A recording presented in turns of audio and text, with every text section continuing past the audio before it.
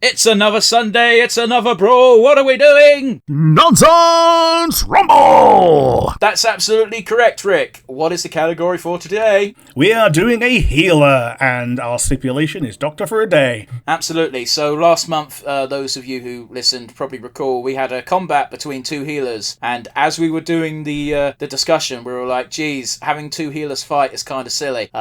So Rick came up with the idea of why don't we change it and have them work in basically a hospital for a day and how many people they can help. Not necessarily save, but help.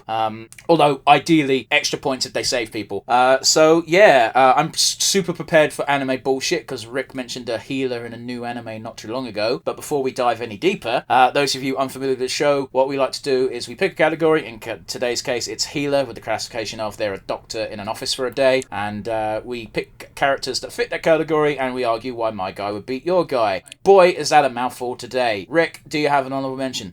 My honourable mention is one of the coolest healers that you ever get to control. One of the coolest old ladies in all of gaming. Win. See, I don't think she'd be that good because she's got a built-in like this is the max you can do in a day. Yeah, she's got a mana bar. Well, you got that mana bar and you got the fucking spirit inside her that's basically possessing a corpse. Yeah, the spirit's possessing a corpse, and when the spirit runs out of mana, the spirit leaves as well. Yeah, but yeah, she's a good pick. I can see why you stuck her in honourable mention for the reasons we mentioned. Yeah, she's strong. She's a good pick.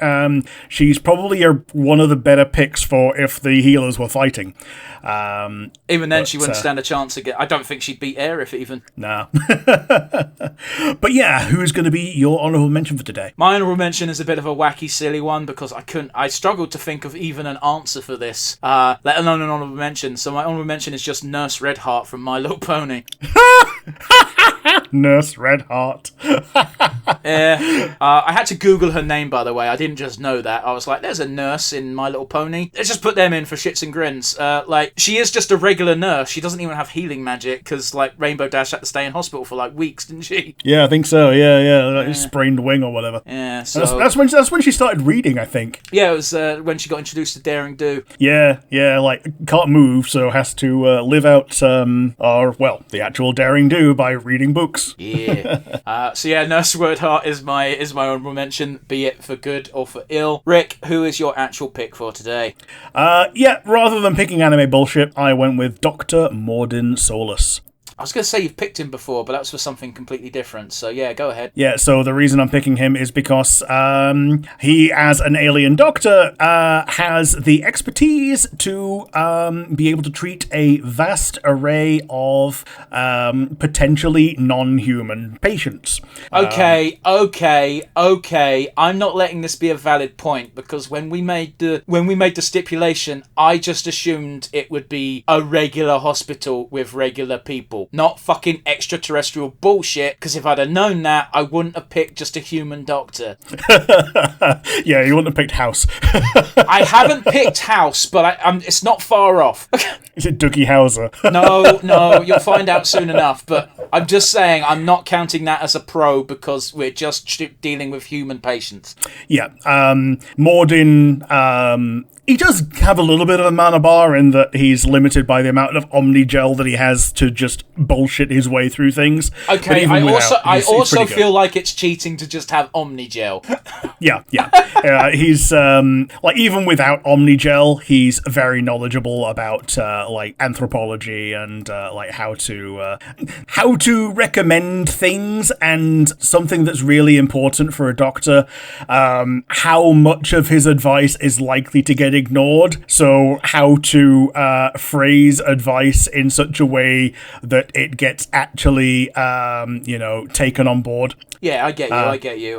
For the sake of the listeners and for my sanity, we're just going to say you've got bog standard equipment that you'd find in a hospital, unless the character invented something that could help. So if Mordin had invented Omnigel, I'd allow it. Mordin did manage to synthesize a cure to a plague. He has those abilities. Whether or not he has the tools to make that cure is another question. So he's incredibly smart, and with most again, we're not doing advanced fucking rocket surgery here. So, for most patients, Morden would be very good, and in fact, very quick with his diagnosis. He's a very strong pick. I just don't think he gets Omnigel. We're not dealing with war wounds here. Yeah. Who is Morden up against? He's up against Dr. Cox. Dr. Cox! From Scrubs, because yes, he's an arsehole. Yes, people really don't get on with him, but boy, does he clear beds. He does. And here's the thing. He does make mistakes, but when he does, it's a big deal. And that's what you want in a doctor. It's the theme of, like, every episode in which he makes a mistake. The theme is that he's been a doctor for 30 years, and it still fucking kills him inside when he makes a fuck up. Yeah, because when you get to that level, your mistakes cost lives. And, like, the one that I remember is the one where he makes the one mistake and it kills 5 people. I believe it was 4 people, but yeah, it's the one where he gives he preemptively gives the organs to transplant patients, right? Yeah, he gives transplant organs to a bunch of people, and they're from someone with rabies, and it kills them all. I don't think it was rabies, because that was a real news story. You might be conflating the two, but it also might have been rabies, and they just took that story and put it into Scrubs. Who knows? Yeah, and I think the idea was, there's like 5 cases of rabies a year, so why would they even test for it? Don't beat yourself up about it, Dr. Cox, and that doesn't help him. And well, just a reminder, Kelso is the one that says it, and they have the most heated professional rivalry ever. Yeah, they do, yeah. But the thing that Cox really beats himself up over is that one of the people that he got killed was one that he personally skipped ahead in the line because he liked the person. Yeah. No, that was a different story, because he got criticised by JD for trying to skip someone ahead in the line, and but the person he was trying to skip had alcohol issues, so therefore is not eligible for an organ transplant, or rather is very far down the list because you can't trust him to not fuck it up. It's one of the reasons why I still give George Best shit. Yeah, like ruined 2 livers, yeah. Like I don't begrudge him getting a life-saving surgery. I begrudge the fact that he got given a second chance because he was a famous footballer, a very competent footballer at that, and then he still fucked up another liver. Yeah. How fucking upset would you be if you were a member of the family that donated that liver? Yeah, I mean, you'd never be able to reveal that, would you? Well, no, of course not, but it's fucking disgusting and disgraceful, and he should never have been given that opportunity. Yeah. Because he wasn't even clean when he was being given it. But anyway, I digress. This is not the platform for that, but just know it fucking angers me, and we're aware of it. I will say this, Rick, regardless of whoever wins today, I would love to see a fucking conversation between these 2 characters. Yeah, I could just see Dr. Cox just getting annoyed at Morden for being like going off on his Morden rants. Yep. Because that's just a JD moment, but out loud as opposed to in his head.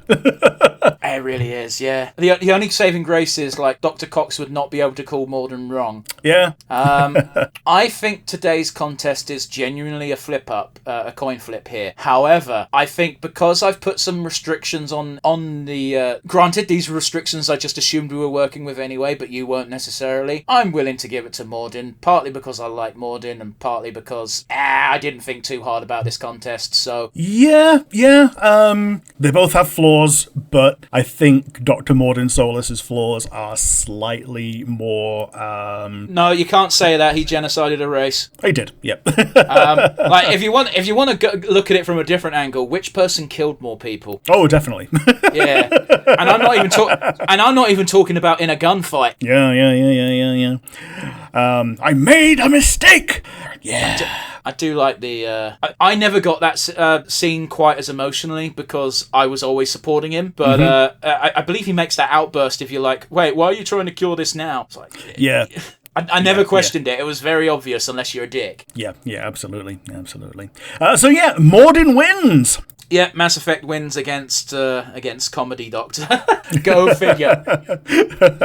The very model of the scientist Solarian. Yeah, it really, like, I know it was the fan appreciation DLC, but it did bug me that it's just like, let's just make Morden sing more Gilbert and Sullivan. Yeah, because it was special. Yeah, the problem with that though is that they because they replaced the voice actor, the second voice actor wasn't as good a singer as the original one, like by quite a distance. Yeah. Which was a shame. Like not shitting on the second voice actor's performance in every other aspect, because he was good at being Morden, just not a singer. Yeah.